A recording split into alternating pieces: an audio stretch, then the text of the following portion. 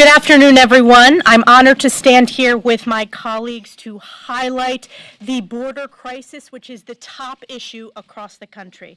The numbers do not lie. Our country is being invaded right now, right in front of our very eyes, because of Joe Biden's catastrophic border policies.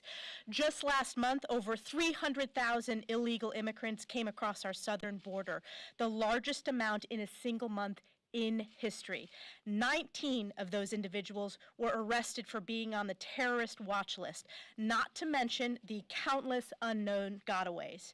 Texas is the first line of defense against this full-fledged invasion at our southern border, as Joe Biden and Secretary Mayorkas refuse to enforce our laws by rolling out the red carpet for illegal immigrants. Texas not only has the right to defend itself, but must take a stand for the sake of our country's sovereignty and future. I am proud to stand with Texas, because this is not just a Texas problem, this is a national crisis. Every single community has turned into a border community because of the open border policies of Joe Biden, overwhelming our communities, bringing illicit fentanyl, increasing crime, and displacing American taxpayers, including students in a high school at New York who were forced to study at home, and now illegals are at a public high school to house them, and students are forced to do online learning.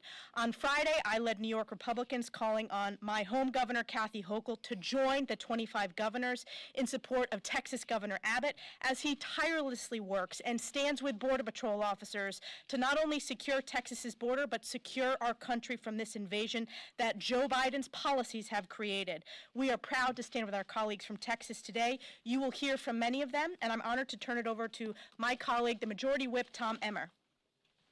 Thank you, Elise. In a Friday evening news dump, the Biden administration quietly revealed that they made history once again with their failed border policies. More than 302,000 illegal immigrants were encountered at the southern border in December, making it the highest single month ever recorded. This unprecedented crisis is happening for one reason and one reason only. Joe Biden and the Democrats have rolled out the welcome mat for illegal immigrants through their open borders agenda. As a result, Texas has been forced to step up and do what the federal government won't: protect its citizens and the American people. Let me be very clear. Texas has every right to protect its citizens and their property. And Joe Biden should be ashamed of himself, not only for turning his back on the American people, but also for actively blocking Governor Abbott from doing his job. He has turned every community, Joe Biden has turned every community into a border community with his failed policies. Look no further than my home state of Minnesota, where, according to media reports, a member of the Al-Shabaab terrorist group was recently arrested after being caught at the southern border and then released back into the country by this administration for nearly a year ago. Let that sink in. As a known member of a terrorist organization, roam freely from our southern border to our northern border for nearly an entire year because the Biden administration would not do its job. The consequences of Biden's border crisis have been catastrophic, and they are impacting every single American. House Republicans won't let it stand. That's why 9 months ago we passed H.R. 2, the strongest border security bill in decades.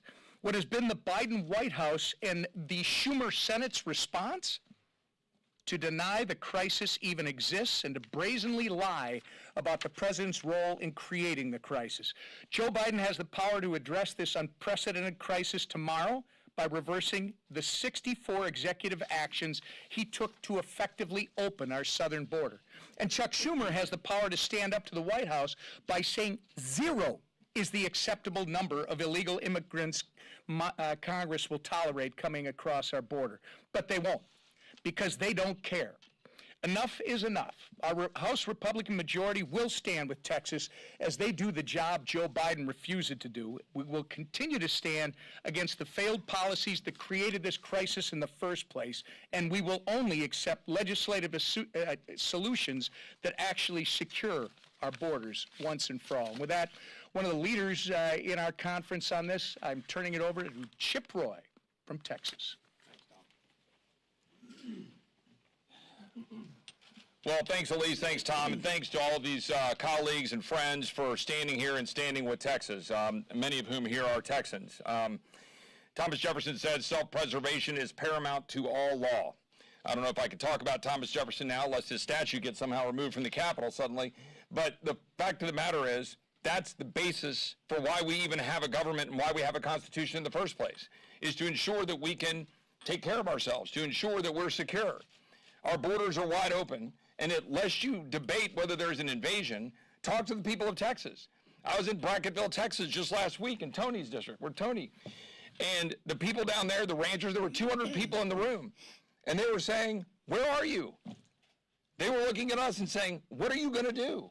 What are you going to do to help us? What are you going to do to protect us? Because if not, we're going to have to protect ourselves. And that's what we're seeing out of Governor Abbott, appropriately. The president has the ability right now, the power to stop it. 212F, he could use that power. He could undo many of the orders that Tom referenced. But he chooses not to, because this is all a sham and it's purposeful. It is a purposeful effort to deluge our society and to undermine our way of life, to destroy Western civilization. It is being done at the hands of Democrats in power in the White House. We have a duty in Congress to stand up against funding that behavior, and the governor of Texas has the duty, the right, and the ability under the Constitution of the United States to stand up and defend the people of Texas, and we are going to stand alongside the governor.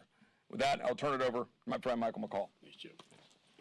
Thanks, Chip. Let me just say, Texas is ground zero, but it impacts every state. And I want to thank the non-Texans for standing with Texas here. Ronald Reagan once said, a country with no borders is no country at all. We don't have a border. This man on day one rescinded all the policies of the prior administration. They finally got it secure. That is, remain in Mexico, migrant protection protocols, building the wall. All these things led to a more secure border. He could change that tomorrow without any legislation coming out of the Senate, but he chooses not to do so. I went down to the border recently in Monica de la Cruz in her district, and with Tony Gonzalez and with Monica de la Cruz, and I've been down there so many times. I was Deputy Attorney General for Criminal Justice, state of Texas. I was the Chief of Counterterrorism, state of Texas, and then I was Chairman of Homeland before Foreign Affairs. I've seen this movie for 25 years. This is the worst movie I've ever seen.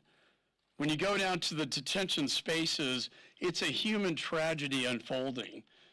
And they're overcrowded, and they are overloaded, and they are dumping them into the United States of America. Why? Because they're being processed in the United States rather than outside the United States. It's really that simple. And they get released, catch and release. 8 million encounters. What are we going to do with them? With no legal status, criminal enterprise in the United States, MS-13, sex trafficking organizations. Then we have 300 on the terror watch list.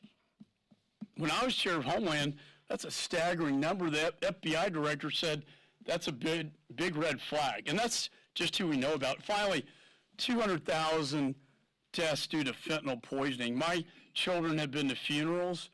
One just last Christmas Eve. A friend took fentanyl by accident, thought it was Xanax. Christmas morning, the family tried to wake him up. He was dead. This is the real human life tragedy of the Biden administration's policies. We will begin our articles of impeachment tomorrow morning at 10 a.m. on the Homeland Security Committee, and we will prevail because nobody deserves it more than this man. I call him the architect of destruction and chaos. He has created this crisis, and he knows better. He's smarter. He knows what he's done, and he needs to pay for his sins. So with that, let me introduce another great Texan, Mr. Roger Williams. Thank you. Thank you, Michael. Thank you, Chairman. And I, too, have been going to the border since 2005 when I was Secretary of State of Texas under Governor Perry. And I can tell you it's worse today than it was yesterday, and it's going to be worse tomorrow than it is today. And there is an invasion taking place at this southern border, a national security crisis of Biden's making. Millions of fighting-age men and women are making their way into our communities and draining American resources, infecting all of you out in the audience. I spent the last week in my district meeting with local law enforcement, elected officials, and constituents to hear how their communities are suffering from Biden's failures at the border.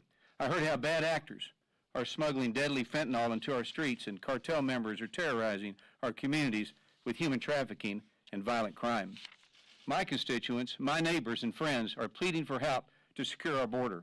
Secretary Mayorkas and President Biden continue to ignore, they totally ignore the pleas of the American people, forcing Governor Abbott to take on the crisis alone. Instead of coming to Texas aid, our president has decided to retaliate against and target patriots such as Governor Abbott and the brave men and women of the National Guard who are putting their lives on the line to safeguard our nation. And remember, President Biden has only been to a parking lot in El Paso, Texas. Is his way of talking about the border. And Texans have had enough. In the past time for Biden to get to work and to do what is required of our commander-in-chief. If the federal government refuses to do their job to protect the American people, we must ensure Texas is allowed to defend its borders and its people. It's my honor now to bring one of my colleagues again from Texas, Congressman Brian Babin, to the stand. Brian not here? He's pulling teeth somewhere, I guess. Jody Arrington. Well, among other things, I hosted 8 town halls last week, and we don't have time here today that's sufficient to express the level of outrage that the people in West Texas feel on account of their federal government and their commander-in-chief abandoning them.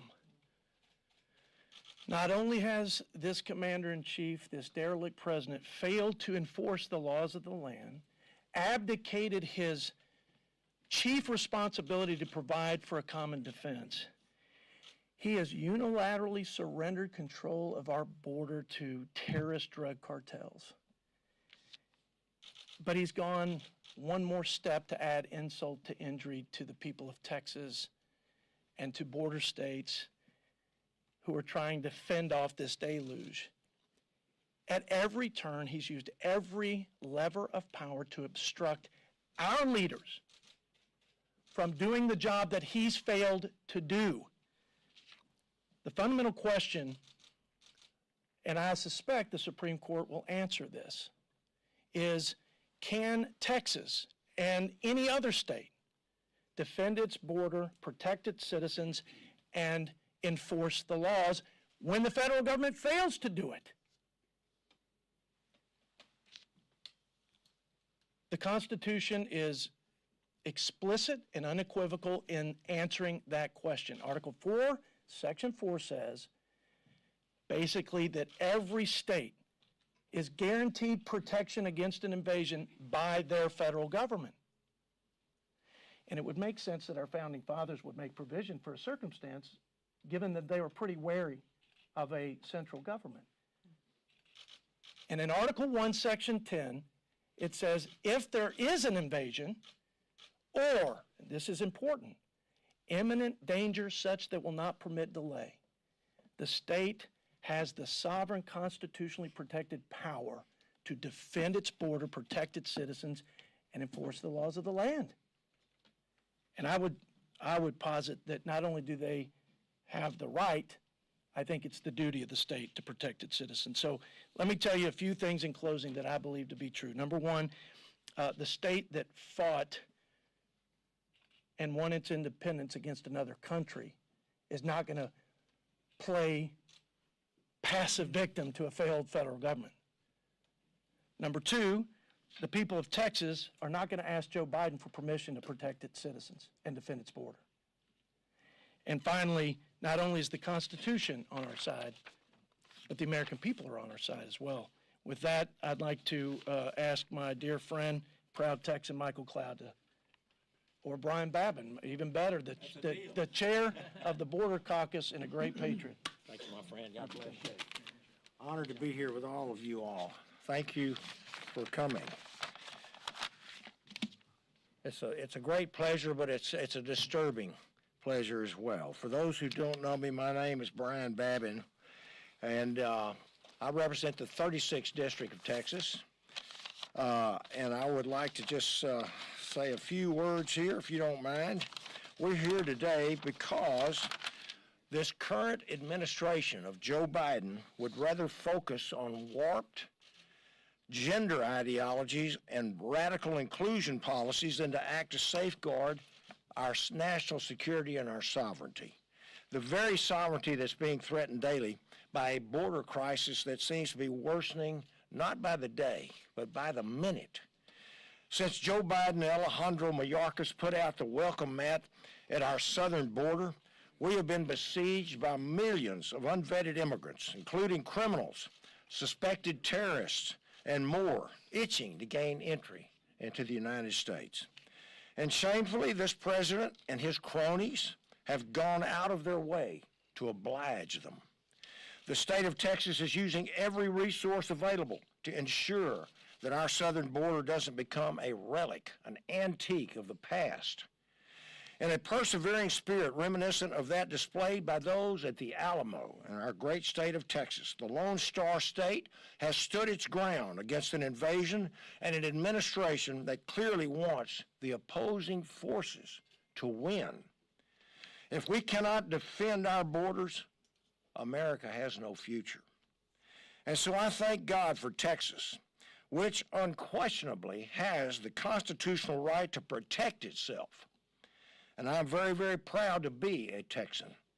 And if this becomes the hill to die on, I can tell you that I will gladly join my state and my colleagues back here, those are from Texas, and our colleagues that don't have to be from Texas, that know that this is a disaster in the making for the United States of America. And with that, I will yield to, who's next? Michael Cloud, my colleague. Thank you. I'll just step right over here. You know, if we were to ask the cartels to design a border security apparatus, it would look pretty much like what we have today. They don't want full-fledged open borders. They want just enough of an illusion of border security that they can continue to charge a premium to the migrants who are coming across our borders. They continue to do devastating things to them and to our communities. Throughout South Texas, as many others, visited throughout our district, you can hear people extremely frustrated. I had a meeting with a number of farmers. I thought we were going to talk about the ag bill, but all they wanted to talk about was the border. That was the same thing over and over again. They're tired of seeing their communities decimated. They're tired of seeing people they know killed. They're tired of seeing the weight that happens on our schools and our hospitals and everything that's happening in our communities because Biden refuses to secure the border. Now, you'll hear him talk about, you know, hey, we need more money, but they don't. The Biden administration, let's be clear, has every single authority that the Trump administration has. They have more resources than the Trump administration has, but they refuse to do anything about it when it comes to securing our border. If they wanted to secure the border, they have every single authority necessary to do so today, and they could do it. But they, instead of enforcing the clear congressional intent of the law, use every single authority they can try to wrangle out of the law to absolutely erase any sense of security. Now, what this does, of course, is fund cartels to the tunes of tens of millions of dollars a week and aid and abet them in their extremely nefarious actions. We have to control the purse strings here in Congress and ensure that they do not have the money to continue to do bad things. They need to step up and they need to secure the border. But at a very minimum, Mr. Biden, if you will not secure the border, at least get out of Texas's way and let us do so. The fact that they continue to go against Texas doing the job of the federal government on our own state tax dollars is absolutely incredulous. It shows their intent that they do not want a secure border. They want not only an open border, but they want the mechanism we have where they're able to create an entire industrial complex around the illegal, nefarious activities that the cartels are doing in our communities. It must be stopped, and we will continue to work to hold the line. And I appreciate Texas standing up and the states that have joined us in doing so. Welcome, colleague Tony Gonzalez from Texas 23rd. I want to thank all my colleagues for being here today. It's very clear that House Republicans are united in securing the border. I stand with Governor Abbott. I think you've seen the bulk of governors across the country stand with Governor Abbott, and it should be very clear to President Biden that in order to get this border under control, it's pretty simple. He just has to re-implement the Trump policies that worked. He does this, and the problem goes away. I have 2/3 of the Texas-Mexico border. We see it every day. I think back to my time in the military. I'm going to close with this. My time in the military, the most difficult job I had was being a CACO officer. That's when somebody in service passes away. You're that liaison that helps the family deal with that situation. I had to deal with that while I was in service, and I have to deal with that as a member of Congress. It's not fair for Americans to die due to this border crisis. I think of the 3 Americans that were killed in Jordan. Today we're talking about them. Today we're talking about the Americans that were killed overseas. If this border crisis continues, we're going to be talking about Americans being killed here in the United States. That should unite us, not divide us, not only as Republicans, but as all members of Congress. It is our duty to ensure that America is safe.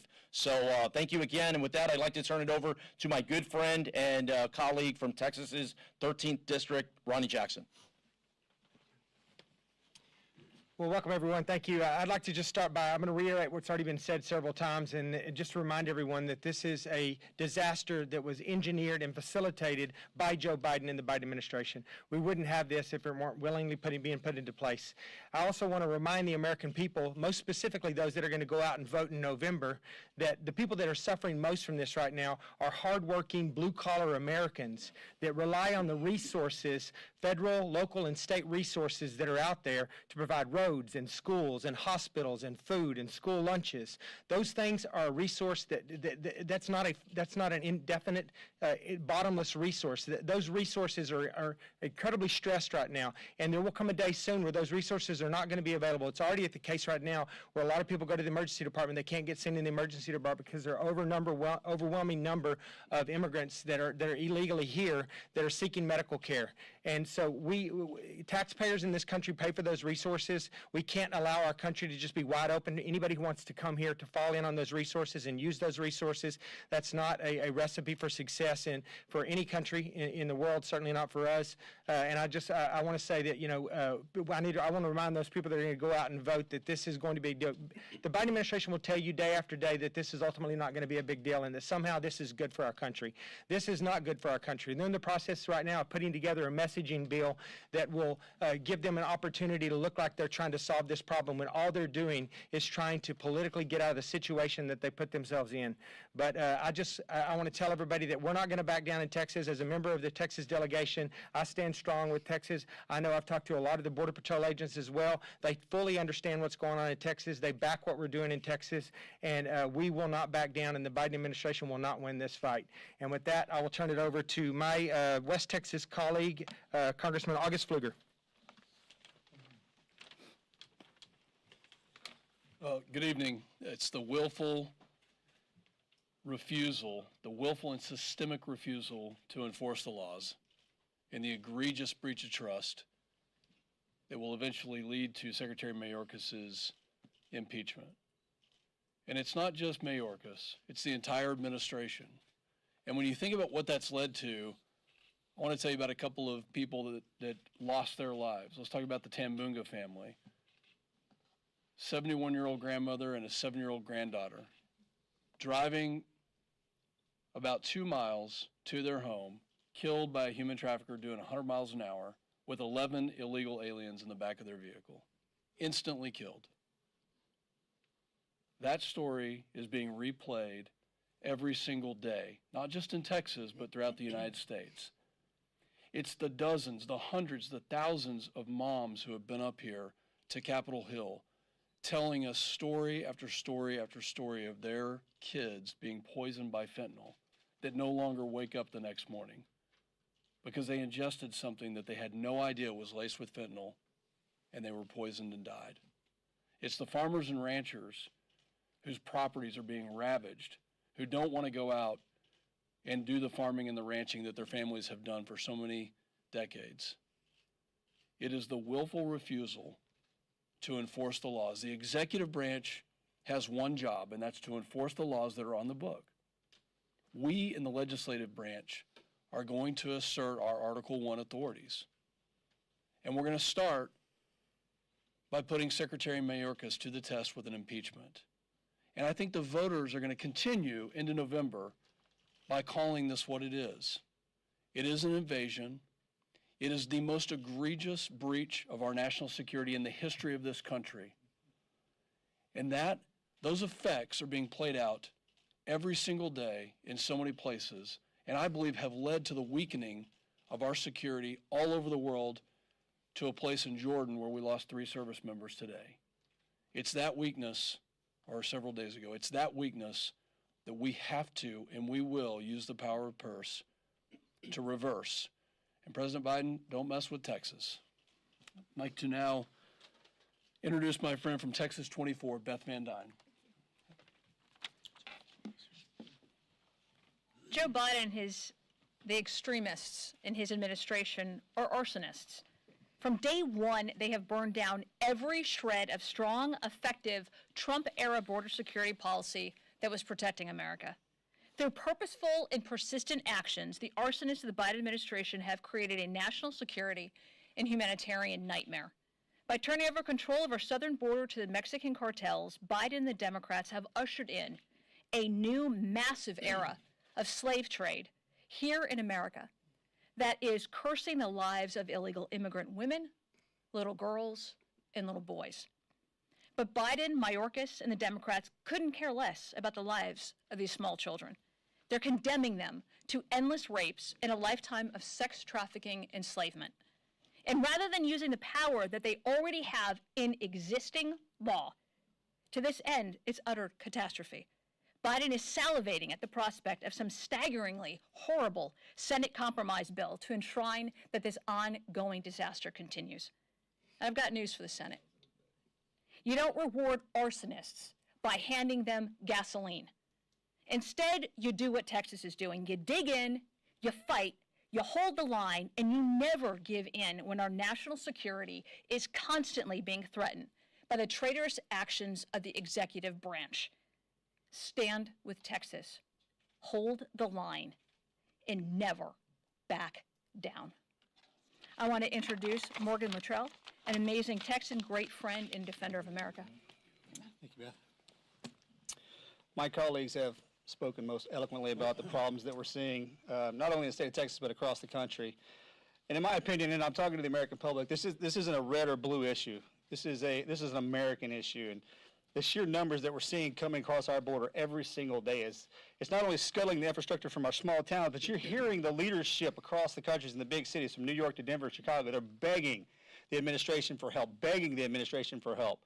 And I want to stand here with my colleagues and say, Governor Abbott, great job. Keep it up. As they've stated, Texas will never back down. We count on the federal government to help us out as much as possible, and they have failed us in Texas. So Greg Abbott has stepped up and said we will secure our own border, and is doing so. So what does President Biden do? He sues the state of Texas, which he does all the time, because we have the ability to stop the flow. President Biden could stand in the White House today, right now, and say secure the border, and it would happen, but he won't do it. He hasn't done it for the past 3 years, but now we're in an election cycle. And he knows the American public are asking for help. We're spending billions and billions of dollars on illegal immigrants coming across our border. The United States is on the top of the list with sex trafficking. Texas is one of the leading cities, Houston is one of the leading cities for sex trafficking. The federal government has said, we're not helping, so Texas said, all right, enough is enough. Governor Abbott, keep up the great work. For that, I'll pass it off to Ms. De La Cruz. Is she still here? Here we go. Take it. Thank you. Good afternoon. My name is Congresswoman De La Cruz, and I have the honor to represent Texas's 15th Congressional District. I am so proud of the great state of Texas for doing what the Biden administration has failed to do.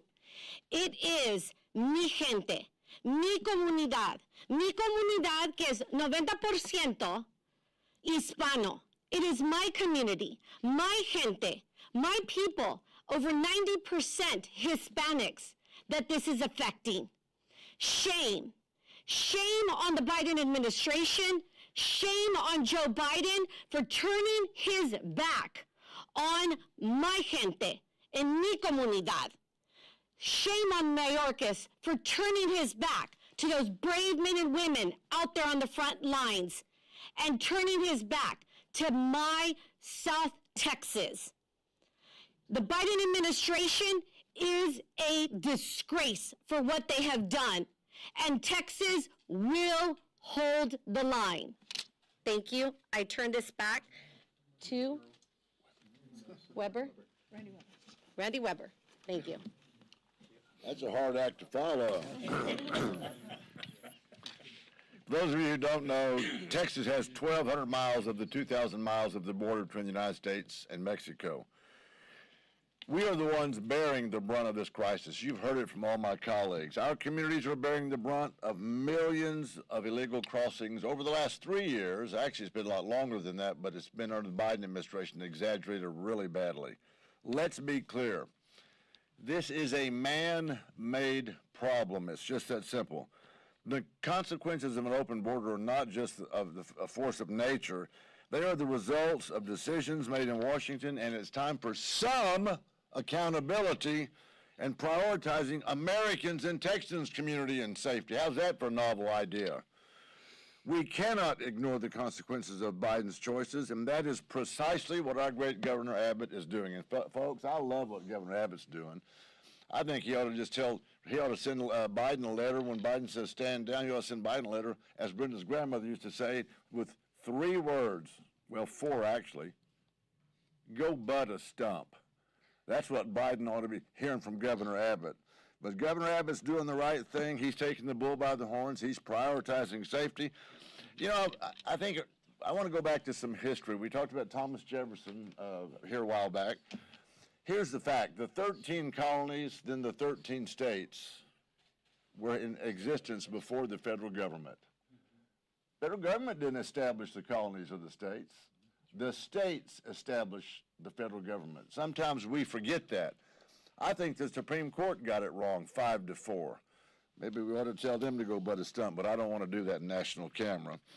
Well, anyway, the 10th Amendment is in place. It says all rights remain to the people that are not enumerated in the Constitution. President Biden, step aside. Get out of the way. Stop your war on Texas for doing the right thing. It's such a very simple job, and yet he refuses to do it. Mr. President, you picked the wrong state to mess with. You picked the wrong governor to mess with, and quite frankly, you picked the wrong state delegation to mess with. Pick up the phone, instruct your appointees to secure the border, Mr. President. And it's been said here, enough is enough. Don't mess with Texas. And with that, I will yield to my good friend Nathaniel Moran. You bet. Thank you, Mr. Weber. It's a pleasure to be here with you today, and thanks to all my colleagues for their eloquent discussion of this issue today. It's clear to me, without any question, that the proximate cause of this crisis are the policies of the Biden administration and the failure and refusal of Secretary Mayorkas to simply do his job.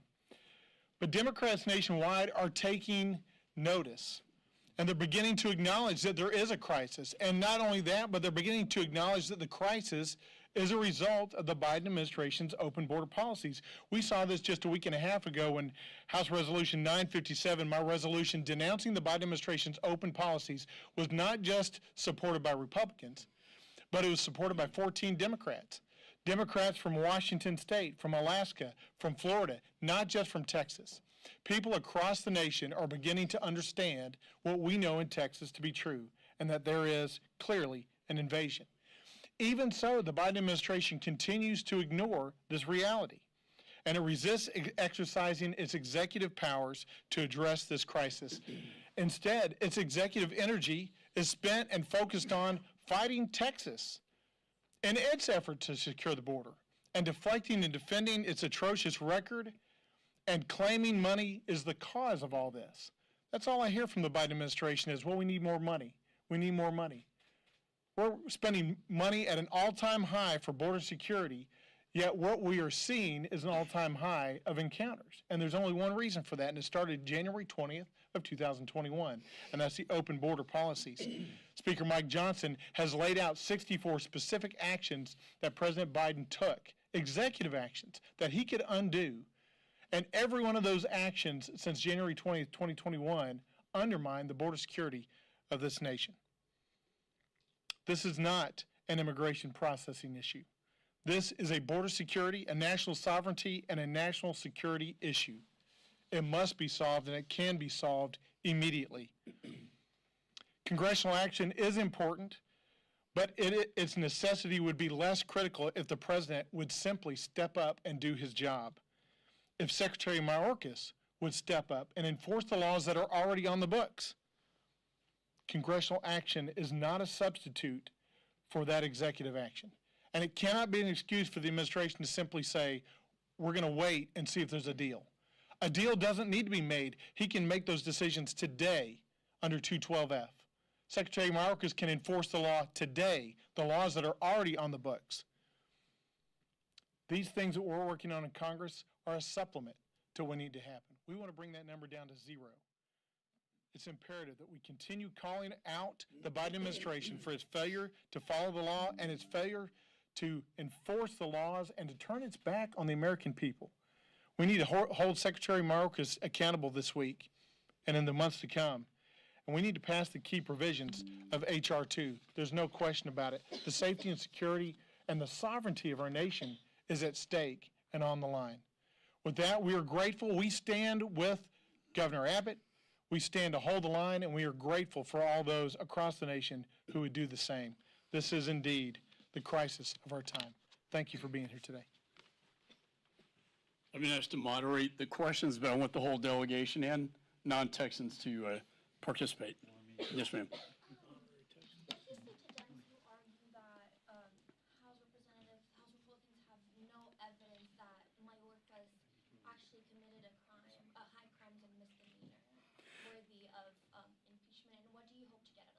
Well, I'd say a failure to enforce laws of the nation. But if you look at the founding fathers, it didn't have to violate a criminal statute. In fact, at the Constitutional Convention, they didn't have a lot of federal laws on the books. And what it boils down to is what, under British common law, was a breach of the public trust. Basically something that's so injurious to the state that it called for an impeachment. So I think his dereliction of duty, his failure to uphold the laws of the nation, and his failure to the public and violating his own oath of office to protect the nation from all enemies, both foreign and domestic, has been violated to the extent, you talk about injury to a state. Texas has never seen so much injury as we do today. So I think it's high time. I think this man is, again, the architect of this. And he has what's coming to him. I don't know if anybody else. Sure. How do you feel about Senator James Lankford citing an election year as one of the reasons why Republicans are starting to back away from the deal he's negotiating in the Senate? Look, I applaud anybody trying to fix the system and trying to pass additional laws. I've done that in my course of my career, and border immigration's tough. But the fact is, as has been said before, it's the rescission of these executive orders that has created this crisis. He has created, by executive fiat, a crisis down at the border. I'll give you a good example. Do you know the Remain in Mexico law is a 30-year-old statute that the Trump administration found and decided, hey, this may actually work. And you know what it did? It didn't require legislative action. There are plenty of laws under the INA that pertain to this, and if he could just reverse those policies back to the prior administration, and that is in catch and release, remain in Mexico, build a wall, we'd come a long ways without any more congressional action. If the Senate passes something with significant policy changes, I think we'll take a look at that.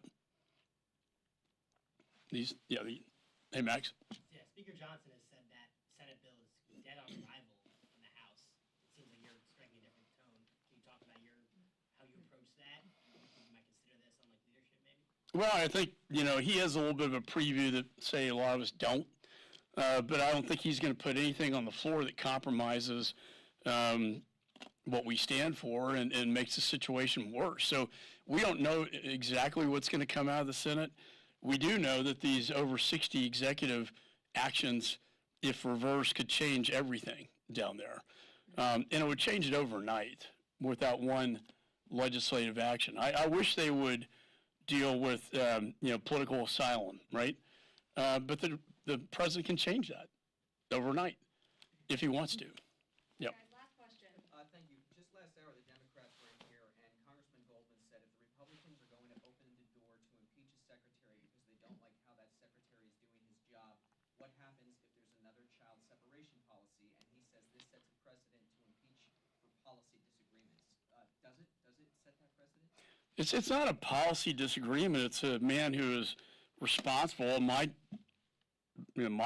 judgment, for aiding and abetting a criminal enterprise in the United States. I mean, something that has allowed 8 million people to try to enter this country. It's allowed 300 people on the terror watch list. We don't know how many more got in.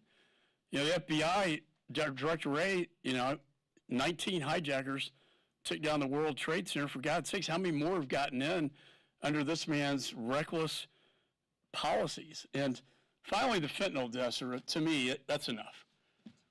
When I look at a parent in the eye whose son or daughter didn't wake up the next day, they deserve better. And this may not go anywhere in the Senate, but for God's sake, we're sending a message loud and clear on behalf of the American people that we disapprove of this man. Yes, and the policies, but if you look back to the founders, dereliction of duty, breach of public trust. Those of us who live in a border state see a breach of public trust every single day, and no one sees it more than Monica, who I thought gave excellent remarks. We see that breach of public trust on our border every single day, and it's time that we stand up and make a bold statement. To the first cabinet member impeached since the Ulysses S. Grant administration. And that should send a bold message. Thank you.